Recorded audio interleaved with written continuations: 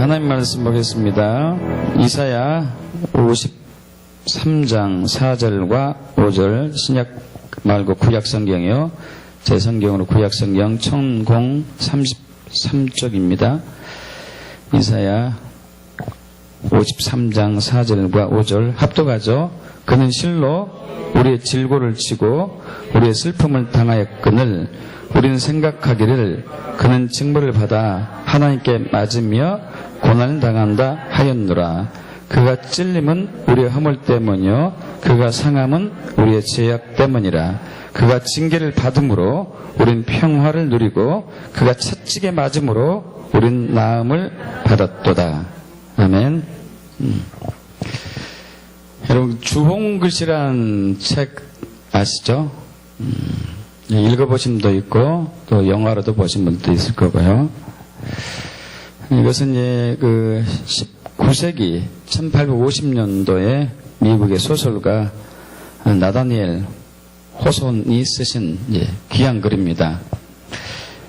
이것은 17세기를 배경으로 하고 있습니다. 17세기 미국의 지금 개척의 막 시작 초기죠.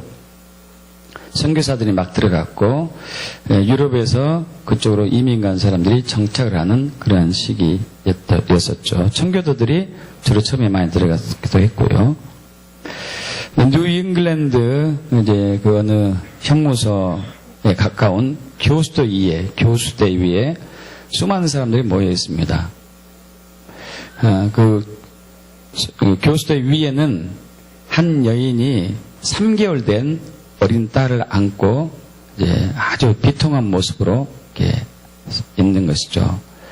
그 여인은 옷을 입고 있었는데 그 가슴에 A라는 글씨를 쓴 붉은 글씨로 빨간색으로 A라는 글씨를 쓴 옷을 입고 있습니다. 그것은 이 여인이 미국에 이민 온 지 꽤 됐는데 남편보다 먼저 이민 왔어요. 이 여인의 남편은 이제 이 여인보다 훨씬 나이 많은 사람이었는데 먼저 이민을 왔는데요. 남편이 몇 년째 오지 않았어요. 오랫동안 오지 않아가지고 주변에서들 다들 이제 그랬습니다. 남편이 아마 돌아가셨을 거라고. 그런저런 얘기를 듣다가 외롭게 살다가 어느 날 청년 목사하고 눈이 맞아요. 청년 목사하고 잠자리를 같이 해가지고 임신을 하게 되고 애를 낳게 되죠. 사생아를 낳게 된 것이죠. 여기는 청교도 규율이 굉장히 엄한 지역입니다. 굉장히 엄한 지역이가지고 죄를 범한 사람들에게는 그 죄수복, 낙인이 찍힌 이제 간음했을 경우에는 A자, 어덜트리, 간통, A자죠. 이게 A자라는 것을 수놓은 것을 입고 다니게 평생을 그렇게 살게 돼요.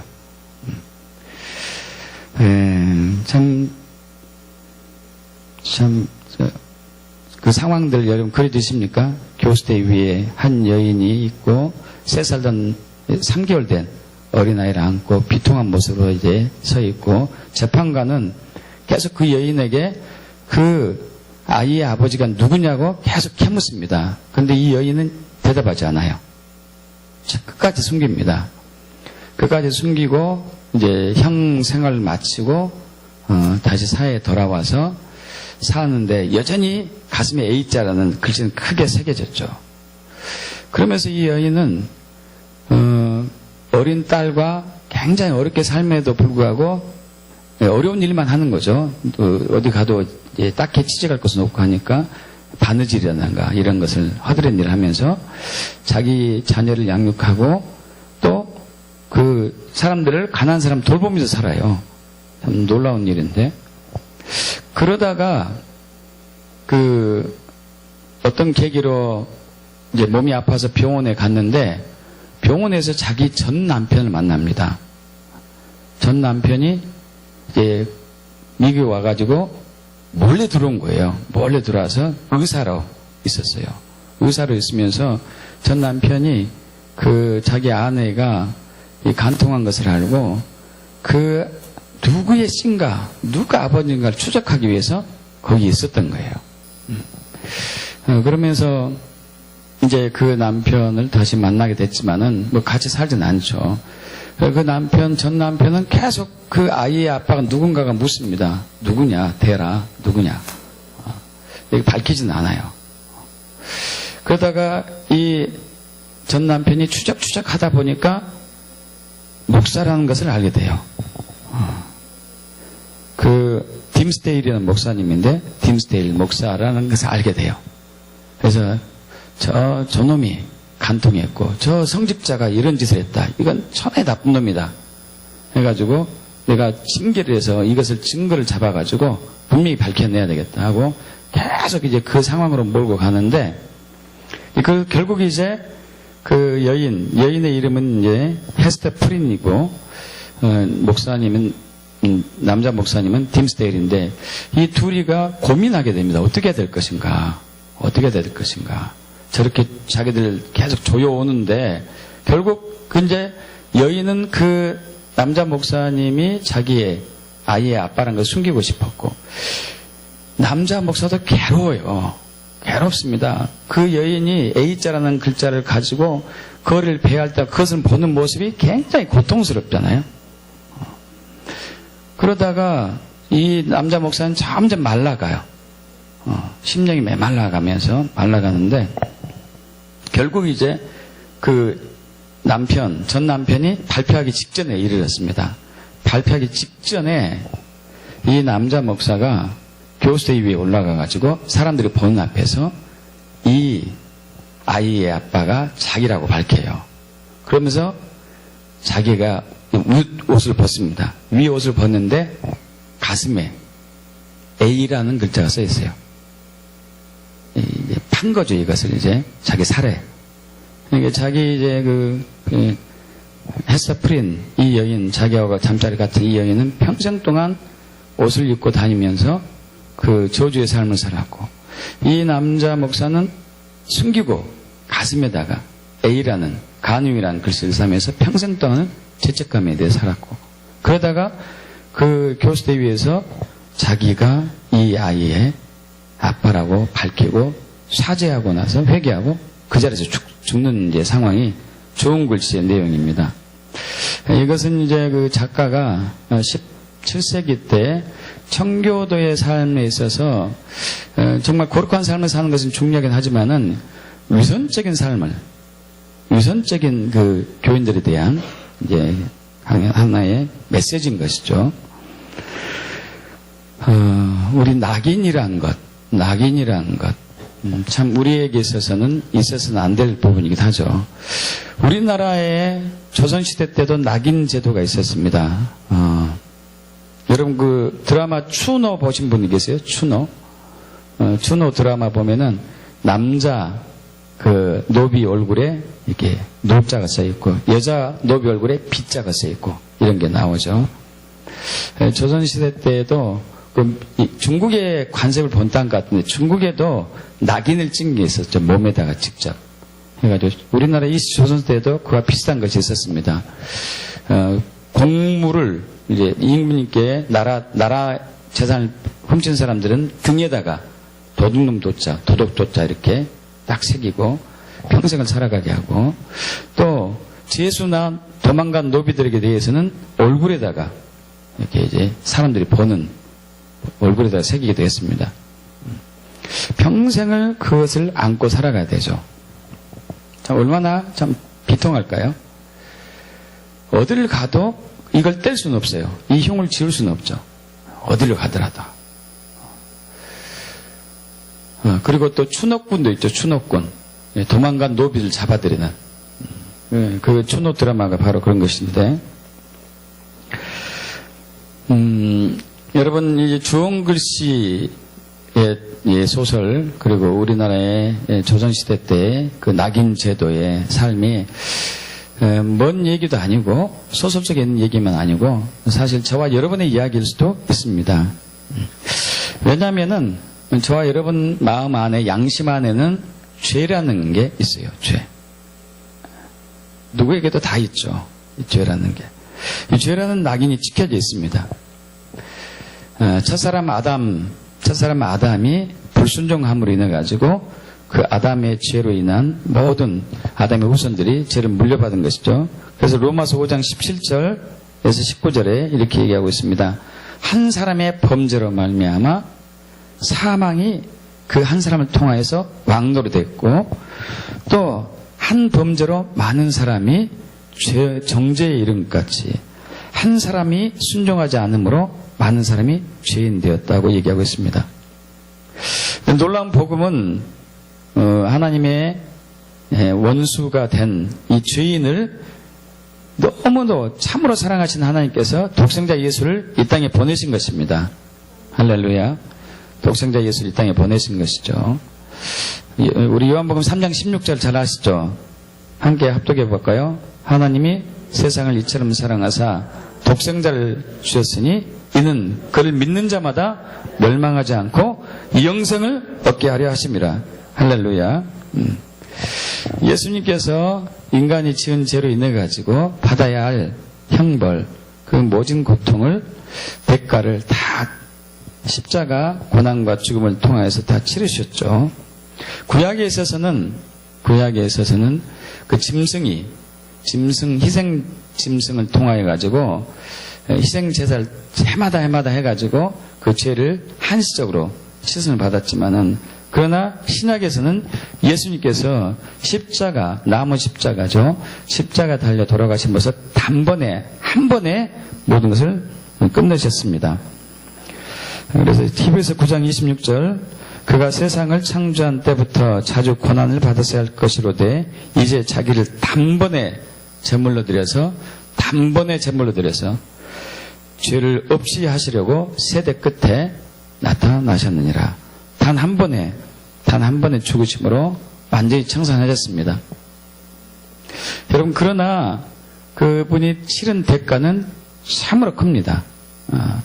십자가에서 치르신 이 형벌의 대가는 우리가 상상하지 못할 정도로 크죠. 심각하죠. 보신 분들도 있겠지만은 우리 다시 한번 그것을 좀 기억하기 위해서 잠깐 동영상 좀 보겠습니다.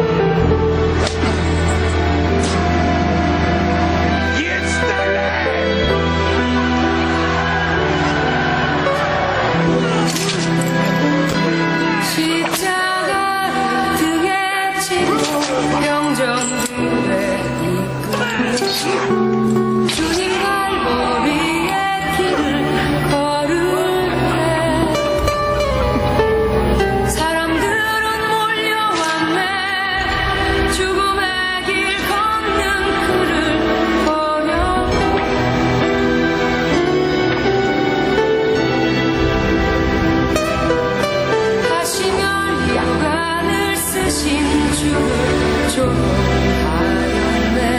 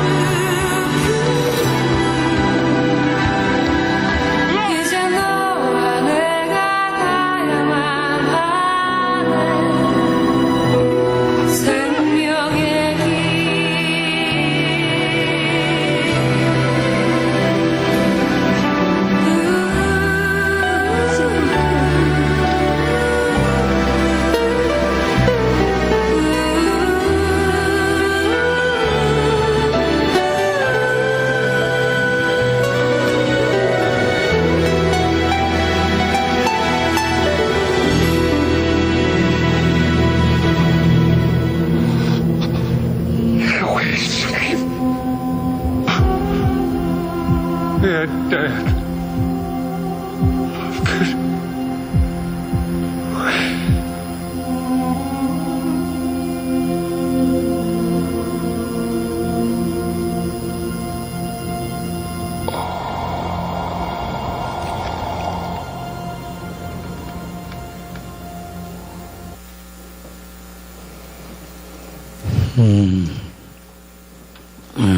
보신 분들도 계시죠? 주님께서 십자가에서 우리의 모든 죄와 허물과 악들을 다 처리하셨습니다. 믿습니까? 언제는 죄사함이죠. 죄 아래 우리가 한때는 팔렸었는데 주님이 우리를 대신해서 속죄 희생제물로 드려짐으로 인해 가지고 저와 여러분이 구원을 받았습니다. 십자가 예수를 통해서 우리는 온전하게 된 것이죠. 다 이루었다. 다 이루었다 한 것은 우리의 모든 죄로 인한 저주로 인한 그 형벌의 대가를 주님이 다 치신 것이죠. 그래서 질병 대신에 치유가 나타나게 되었고 사망과 죽음 대신에 생명과 부활로 바뀌게 되었고요. 가난함에서 부요함으로, 저주에서 형통함으로, 그리고 고통에서, 전쟁에서 갈등에서 평온함으로, 수치에서, 그리고 영광으로, 거절에서 포용으로 바뀐 것이죠.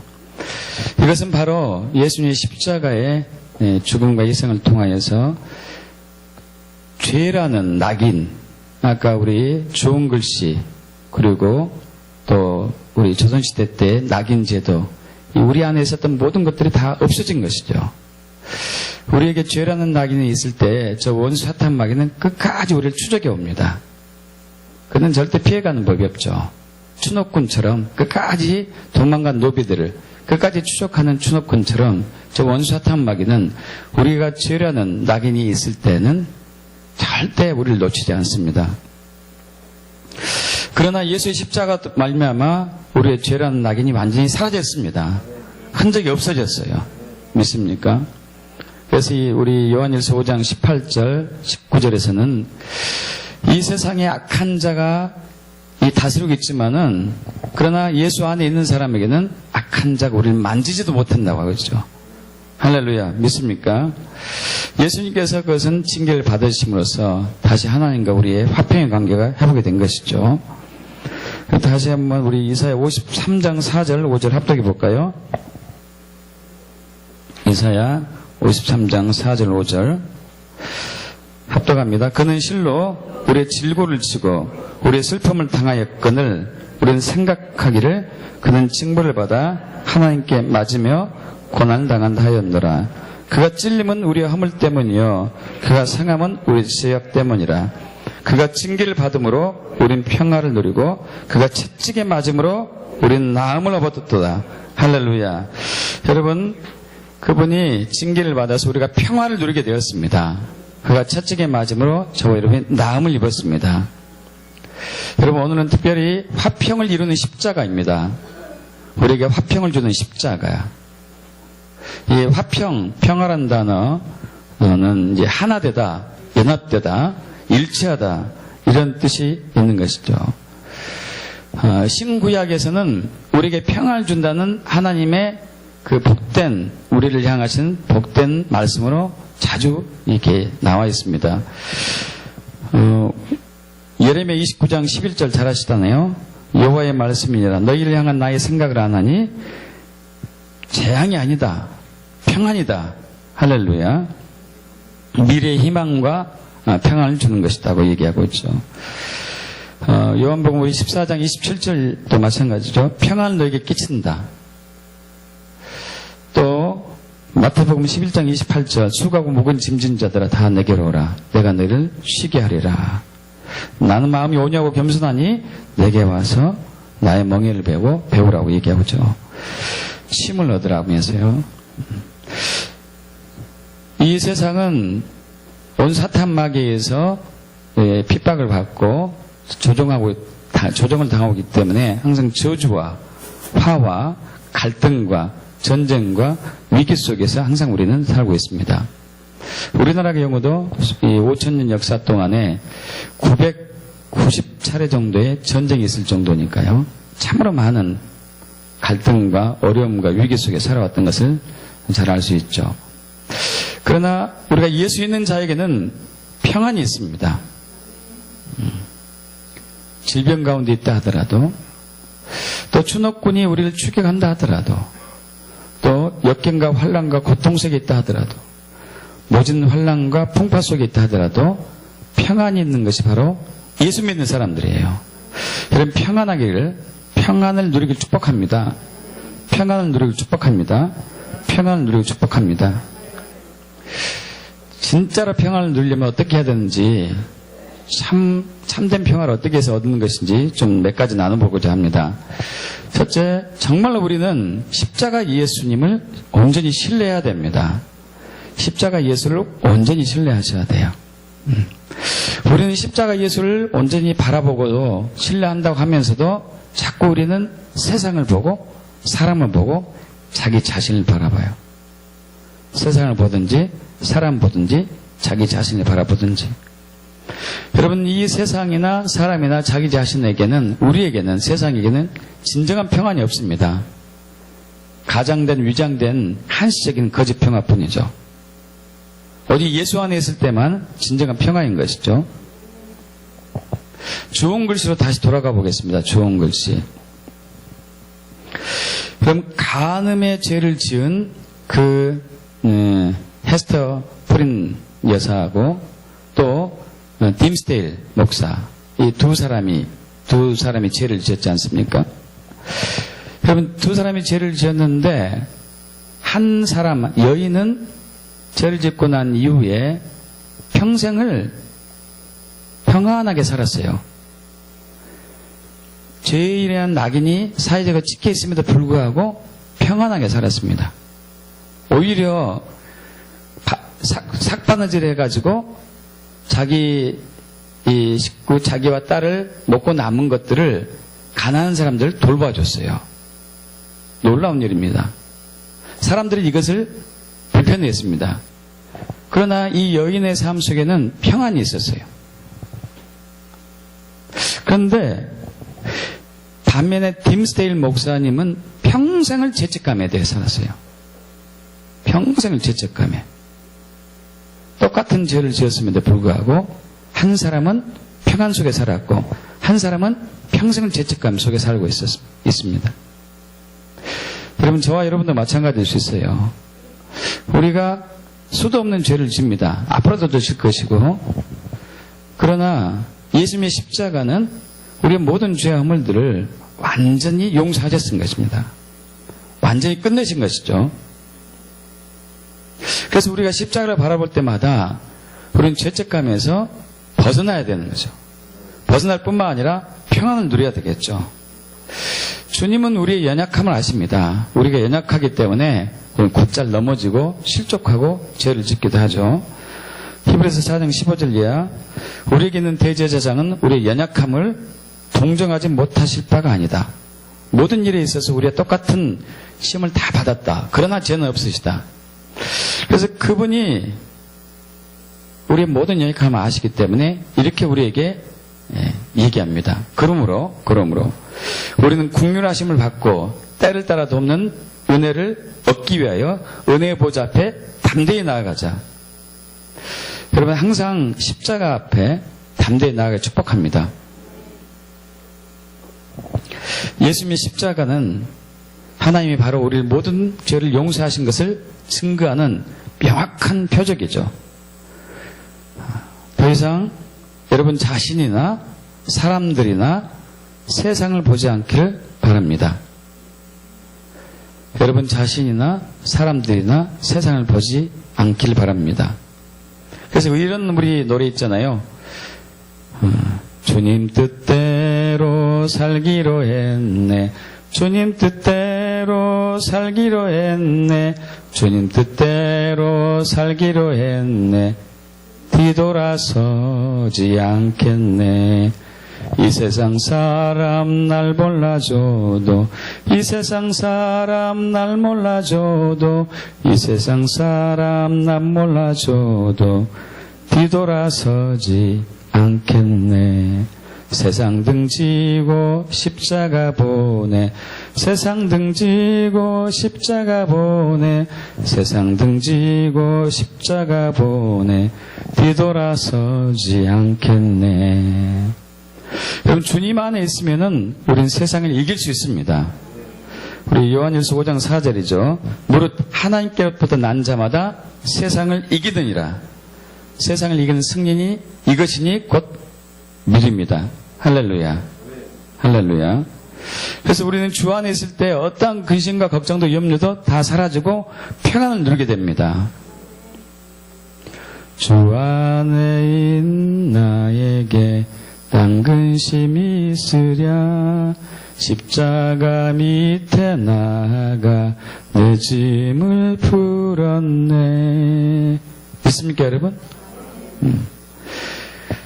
여러분 십자가를 통하여서 자유함을 얻기를 평안함을 얻기를 축복합니다. 근데 더 여기와 동시에 또 우리가 더 나아가야 될 부분이 있습니다.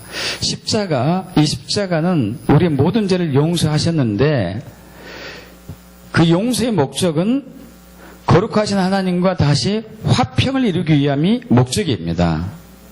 있습니까 여러분? 거룩하신 주님과 화평해야 돼요. 거룩하신 하나님께서는 우리와 화평하기를 원했는데 그 죄 때문에 우리의 죄 때문에 화평을 할 수가 없었죠. 그래서 우리의 죄값을 치러야 되는데 우리의 죄값은 사망이잖아요.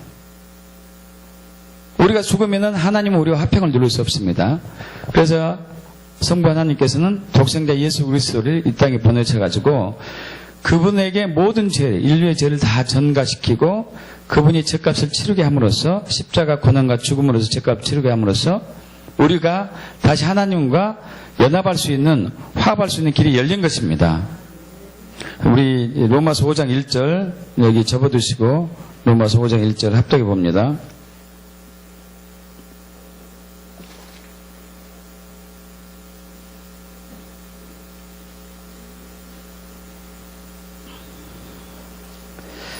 신약성경 제성경 244쪽입니다. 그러므로 우리가 믿음으로 의롭다 하심을 받았으니 우리 주 예수 그리스도를 말미암아 하나님과 화평을 누리자. 할렐루야.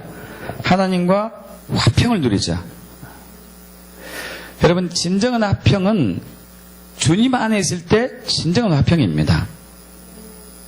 우리는 예수 믿기 전에 세상 방식대로 살다가 예수 믿고 나서 구원받은 새로운 삶을 살게 되었는데 입으로는 예수를 믿는다고 예수를 믿는다고 하지만은 여전히 삶의 방식은 옛날 스타일이에요.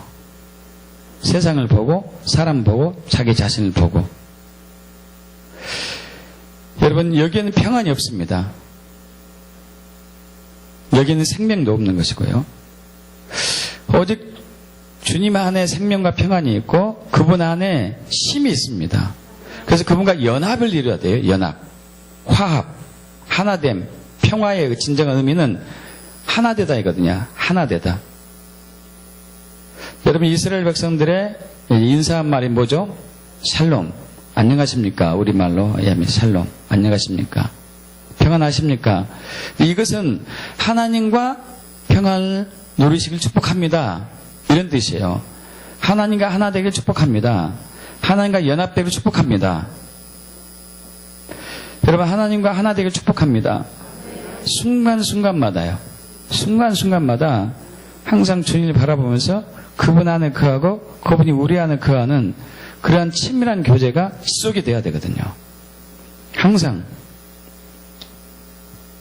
여러분 저기 우리 태어난 지 얼마 되지 않은 갓난 아이들이 엄마의 품속에 포근히 안겨가지고 젖을 물고 있는, 그 젖을 물다가 잠들어 있는 모습을 우리는 쉽게 보고 또 쉽게 상상할 수 있을 것입니다. 정말 평안의 모습이죠. 안식의 모습이고 쉼의 모습이고 그 어린아이가 엄마의 품 안에 있었을 때 엄마의 품으로부터 내려오는, 엄마의 가슴에서, 심장에서 들려오는 사랑의 고동소리가 그 아이의 마음을 안정시키는 것이죠. 여러분, 십자가를 통한 예수님의 사랑의 고동소리가 저와 여러분의 심장, 불안한 심장을 안정시킬 수 있어요. 있습니까?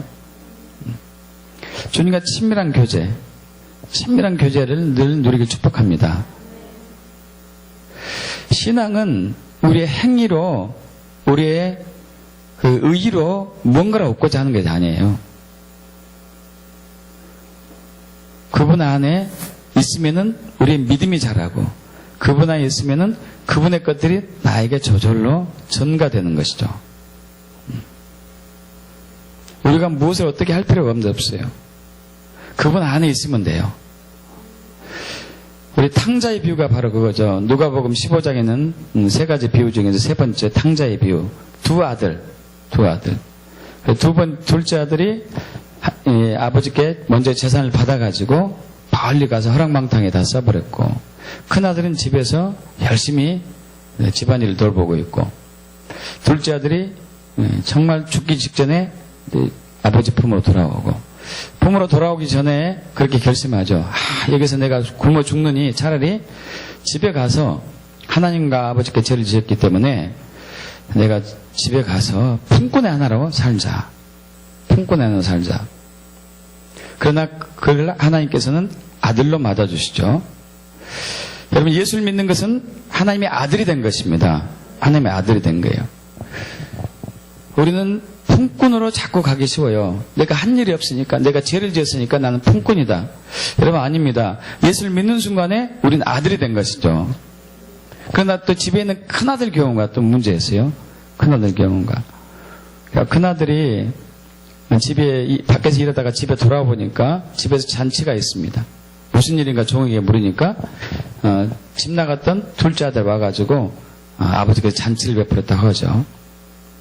이게 이제 큰아들이 화가 났어요. 화가 나서 집에 안 들어가니까 아버지가 와서 왜 그러냐 그랬습니다. 큰아들이 반문하죠. 아버지, 왜 그러세요? 아니, 집 나간 저 둘째 놈은 허랑방탕하게 다 재산 탕진하고 왔는데 이렇게 큰 잔치를 벌여주고, 나는 여기서 집에서 얼마나 열심히 일했는데 나와 친구를 위해서 염소새끼 하나도 없더니 이게 뭡니까? 여러분, 그때 아버지가 한 말이 그거예요. 예, 너는 항상 나와 함께 있으니 내 것이 다 네 것이다.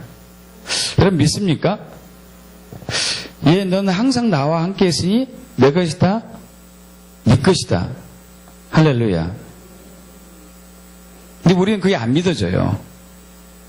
안 믿어지니까 근심해요. 걱정하고 염려하고 두렵고. 여러분, 하나님 것이 여러분의 것이면 정말 믿습니까? 양심이 바른 사람이 많은 것 같은데, 정직한 사람이 많으니까 하면 않죠. 정말 믿기를 축복합니다. 여러분, 근데 이 믿음은 내가 어떤 행위로 열심히 해서 온 게 아니에요. 큰아들이 집에서 열심히 일했지만 아버지 것이 자기 것인지를 믿지 않았어요. 열심히 일했음에도 불구하고. 왜 그랬을까요? 그렇게 열심히 일했으면 당연히 자기 것인지 알아야 되는데, 여러분, 일을 하지 않아도 자기 거예요. 그러지 않습니까? 아들이니까. 할렐루야. 아들이니까. 근데 우리는 뭔가를 해야지만이 내가 그 대가를 얻을 수 있다는 이런 이제 이상한 거짓 신앙에 빠져 있죠. 그렇게 된 것은 친밀함이 없어서 그래요. 하나님과 친밀하지 않기 때문에, 친하지 않기 때문에. 친해야지만이 신뢰할 수 있어요. 있습니까? 친해야지 신뢰할 수 있습니다. 믿음은 신뢰가, 친함에서 나와요. 친밀한 교제에서. 행위에서 나온 게 아니에요. 두 사람 사이에 오랫동안 친교가 있어야지만이 믿음이 자라는 것이죠. 여러분, 아버지와 계속 친하게 지내는 축복합니다. 친하게 지내셔야 돼요. 그러면 믿음이 생겨요. 어떠한 상황에서도 흔들지 않는 믿음이 생기는 것이죠. 자, 세 번째. 평안을 누리는 것에 대해서 나누고, 세 번째. 여러분, 하나님의 이제 사랑, 하나님과 화평을 이루는 사람들의 더 나아가야 될 모습은 이웃과 화평을 누려야 돼요. 여러분, 주변 사람들과 화평을 누리고 축복합니다. 부부 간의 관계, 부모 자녀 간의 관계, 형제 자매 간의 관계, 목회자와 성도 간의 관계, 이웃과의 관계가 화평해야 돼. 하나가 돼야 되죠, 하나가. 어떤 사람은 하나님과의 깊은 관계를 누리지만 사랑과 관계를 잘 못 두는 사람이 많아요. 많습니다. 여기에도 많아요.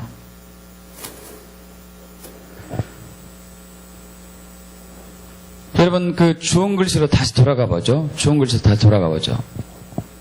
그 헤스터 프린, 그 전 남편의 삶은 이 남자의 삶도 기구한 삶이에요.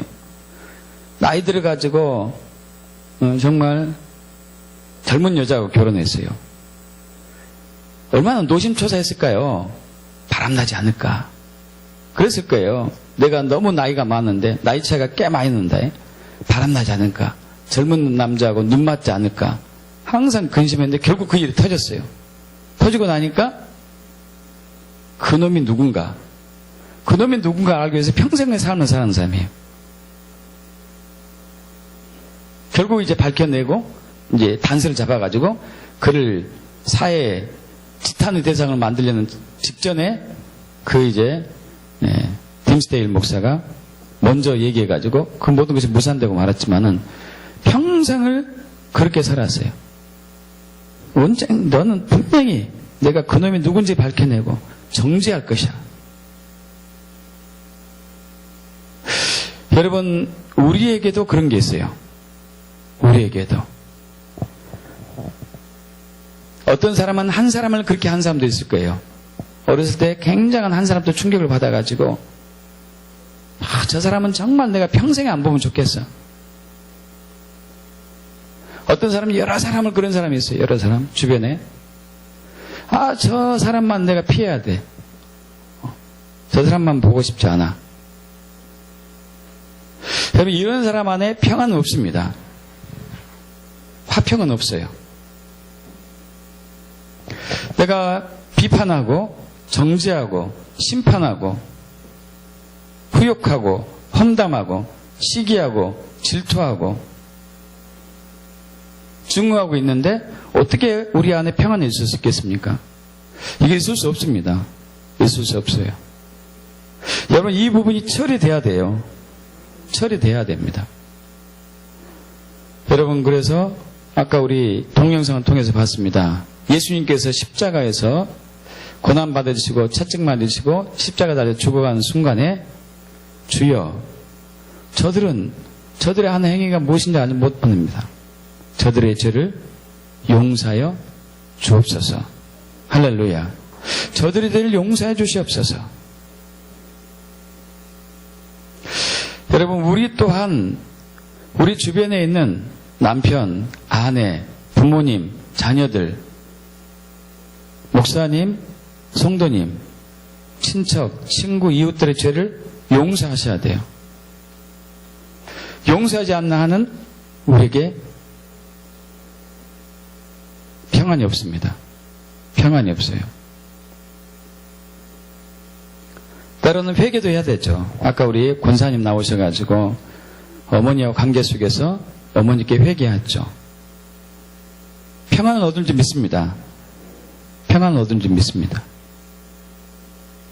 우리는 서로에게 많은 죄를 짓고 있어요. 사실 죄를 짓고 있습니다. 서로에게 많은 죄를 짓고 있어요. 무슨 죄를 지었는지 잘 몰라요. 죄를 지었음에도 불구하고. 그것이 우리의 어리석음이죠. 우리 해마다 그 송구영신 예배 때 그런 이제 그것을 좀 가끔 하는데, 우리 지난 2014년 12월 31일 때 그때 화해 시간이 있었어요. 화해 시간. 여러분 기억나세요? 오신 분들 기억나실 거예요. 그래서 부모 자녀 간에 화합의 시간을 가지십시다. 그래서 여기 부모 자녀가 있는 사람들은 부모가 자녀에게 내가 너에게 이러한 죄에 대해서 회개한다. 또 자녀는 부모님에게 또 회개하고, 또 성도들은 그 부모 자녀가 없는 경우에는 이제 서로 짝을 맞춰가지고 서로 회개하고 용서하는 관계가 있었습니다. 근데 재밌는 게 있어요. 재미있다기보다도 좀 이제 우리가 그런 부분이 있었어요. 이제 성도 간에 서로 이제 교제하면서 저의 잘못을 회개합니다. 용서해 주세요. 이렇게 이제 막 나누고 있는데 어떤 사람은 제가 목사님한테 잘못한 거 없죠.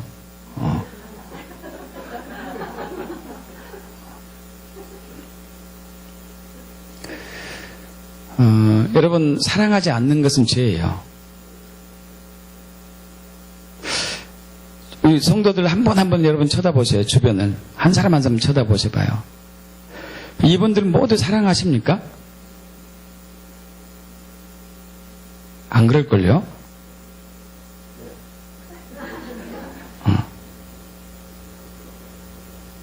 관계가 서먹서먹한 분 꽤 있을 거예요. 불편한 분 꽤 있을 거고, 저 사람만 보면 말하기 싫고 얼굴 피하고 싶은 사람이 있을 거고. 여러분, 이런 사람에게 어떻게 평안이 있겠습니까? 안 되죠. 여러분의 죄를 회개하고 그분을 용서해야 돼요. 미워한 것은 죄거든요. 싫어한 것도 죄고, 불평한 것도 죄고, 원망한 것도 죄고, 섭섭한 것도 죄예요. 죄를 안고 있잖아요, 죄를 우리가. 그러면 우리 죄라는 낙인이 또 찍게 있는 거죠. 또 우리가 또 갖게 되는 거예요, 낙인의 죄를. 그래서 사탄은 끝까지 우리 또 추적해 오겠죠. 여러분, 이 죄의 짐을 벗어버리십시오. 벗어버리셔야죠. 그러면서 평안을 찾기를 바라요. 왜 나한테 이런 일이 있냐고, 왜 이렇게 어려움이 있냐고, 왜 이렇게 공고가 있냐고. 여러분, 하나님이 주신 게 아니에요. 하나님이 주신 것은 재앙이 아니라 뭐라고요? 평안이다. 미래에 희망을 주는 것이라. 하나님을 주고 계시는데 본인이 죄를 지어놓고 평안하지 않다고 하나님을 대적하고 원망해요.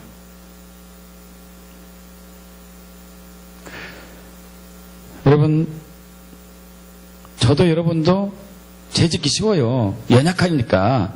주님이 아십니다. 믿습니까? 그러나 죄를 졌기 때문에 떳떳하시는 안 되고 회개가 필요하죠. 회개가 필요해요. 자, 오늘 우리 성교회별로 친교회 시간을 갖습니다. 어떤 성교회는 연합으로 가질 거예요. 혹시 불편한 마음이 있다면 그 친교회 시간에 털어버리기 바랍니다. 털으셔요. 다 있어요. 저와 우리 박명수 사모님도 어떤 성도 간에 불편한 것도 알고 있어요. 얘기를 못하지. 왜 그분하고 이렇게 지내세요? 그럼 언제 그랬습니까? 눈 똑바로 뜨면 할 말 없거든. 증거가 없잖아, 증거가. 근데 이제 느낌은 있잖아, 느낌은. 심증은 가는데 물증이 없기 때문에.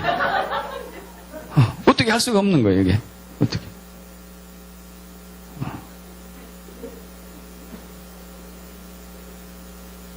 좀 부드럽게 원하게 대하세요. 내가 얼마나 부드러운데요. 이게 더 싸납게 나오거든요. 여러분, 저와 여러분 다 싸나워요. 저도 싸납습니다. 우리 어머니가 진짜 싸나워가지고 그 기질 닮아서 싸나워요. 부드러운 아내 만나서 조금 수그러진 거죠. 여러분, 저의 싸나움을 회개합니다. 용서해 주세요. 부드럽지 못한 거. 여러분, 다 있어요. 저와 여러분에게 허물들이 있죠. 그러면서 자기의 허물은 감추고 계속 상대방 지적하는 거죠. 지적해요. 여러분, 헤스터 프린, 이 전 남편은 평생 불우한 삶을 살다가 그냥 죽었을 거예요. 그러지 않겠을까요? 자유하지 못한 채 계속 정죄만 했을 거예요. 정죄만. 누구냐? 대라. 내가 밝혀낼 거야. 요한복음 8장에서 가늠한 여인이 붙잡혀가지고 예수님께 온 장면이 있잖아요. 그래서 유대인들이 예수님께 얘기하죠. 모세 법이면 돌로 치는데 당신 어떻게 할 거요? 예수님이 허리를 굽혀가지고 땅에 뭔가를 쓰시다가 무리를 둘러보고 얘기하죠. 너희 중에 죄 없는 자가 이 여인을 돌로 쳐라. 거기서 어떤 누구도 그 여인에게 돌을 던지지 않았어요. 여러분, 우리 형제 자매 간에 돌 던지면 안 돼요. 그것은 비판하는 거, 정죄하는 거, 심판하는 거, 후욕하는 거, 험담하는 거, 섭섭해하는 거, 원망하는 거, 불평하는 거, 시기하고 질투하는 것은 다 돌 던지는 행위예요. 그건 자유할 수가 없죠.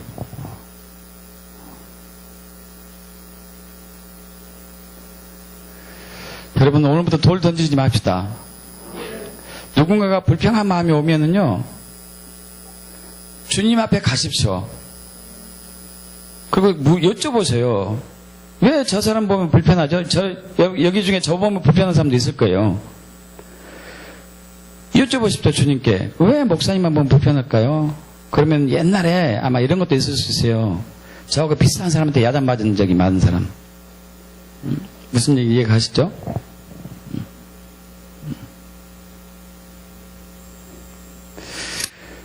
여러분, 그 원인은 다 우리 안에 있어요. 저 여러분 안에 있다고요. 악한 육적인 본성이 있어요. 이것을 십자가에서 처리하셔야 돼요. 할렐루야. 그래서 자유하고 평안하셔야죠. 예수님이 우리에게 그걸 주셨기 때문에. 있습니까? 부부 간에, 부모 자녀 간에, 형제 자매 간에, 교우 간에, 친척 간에, 이웃 간에 정말 평안을 빼앗는 모든 원인들이 십자가에서 처리돼 축복합니다. 십자가 처리하셔야죠. 저번에도 말씀드린 코리 텐붐 여사를 다시 한번 이 시간만 또 말씀드리고 마칠게요. 여러분, 이분은 잘 아시다시피 참 2차 대전 때 나치 희생양이 온 가족이 됐죠. 네덜란드 사람인데 이스라엘 유대인들을 숨겨줬다는 이유로 인해 가지고 아버지가 숨겨줬는데 그것이 고발당해서 온 가족이 다 죽고 자기만 남은 상태에서 그 나치 4년간의 형무소 생활, 그것을 이제 글로 쓰면서 전 세계에 복음을 전하고 다신 분입니다. 이 여인이 신학교 들어가서 이제 주의 종이 되었고, 이 여사가 복음을 증거할 때 하나님의 음성을 들었어요. 내가 너를 한 민족에게 보낼 것이다. 그들은 큰 상처가 있단다. 가서 복음을 전하라. 독일이다 그랬어요. 독일에. 자, 이 여인이 얘기합니다. 주님이 가라면은 아골골짝 그 빈들에도 가겠습니다. 그러나 독일만은 못 갑니다. 그것만 빼주십시오. 우리 부모님도 죽였고 언니도 죽였고, 그리고 제가 강제 수용소에 당한 고통은 이루 말할 수가 없습니다. 뼈에 사무쳤는데 어떻게 할 수 있겠습니까? 저는 독일 사람을 복음을 전할 수 없습니다. 주께서 또 말씀하시죠. 사랑하는 딸아, 내가 나를 저주하고 욕하고 등진 사람을 위해서 십자가를 진 것을 기억해라. 여러분, 십자가를 기억합시다. 네가 나의 딸이라면은 독일 사람에 가서 복음을 전해야 된다. 이 말씀에 순종해가지고 이 코르텐붐 여사가 독일에 가서 복음을 전합니다. 자기를 가해했던, 자기를 학대하고 자기 부모를 죽인 그 원수의 나라에 가서 복음을 전하는 것이죠. 수많은 독일 사람들이 그녀의 메시지를 듣고 주님께 돌아왔습니다. 할렐루야.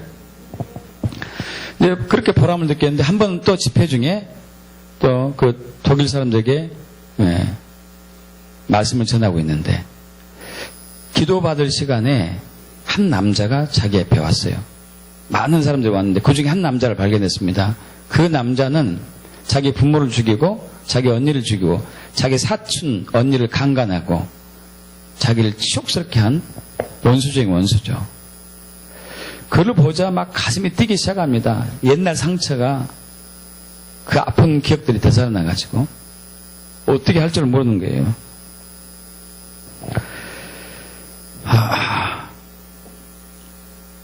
기도를 계속 하더런데 저 사람을 빼고 기도하려고 마음 먹고 있었어요. 그러면서 기도합니다. 주님, 저 사람이 오지 않게 나한테 오다가 넘어지든지 오지 않게 좀 해주세요. 도저히 저 사람만 용서할 수 없습니다. 도저히 저 사람만은. 저 좀 이해 좀 해주세요. 사랑하시는 하나님께서 저 좀 이해 좀 해주세요. 예수님께 또 말씀하십니다. 십자가에서 나를 때리고 나를 조롱하고 침뱉고 괴롭히고 상에 찔른 저들을 용서했다. 너도 용서해줘야 되지 않겠냐? 그 말을 듣고 다시 순종하기로 결단합니다. 하나님, 그럼 저를 도와주셔야 돼요. 도와주셔야 돼요. 하고 그 남자가 왔었을 때 손을 잡고 기도합니다. 그 순간에 성령이 임했어요. 할렐루야. 그 순간에 성령이 임합니다.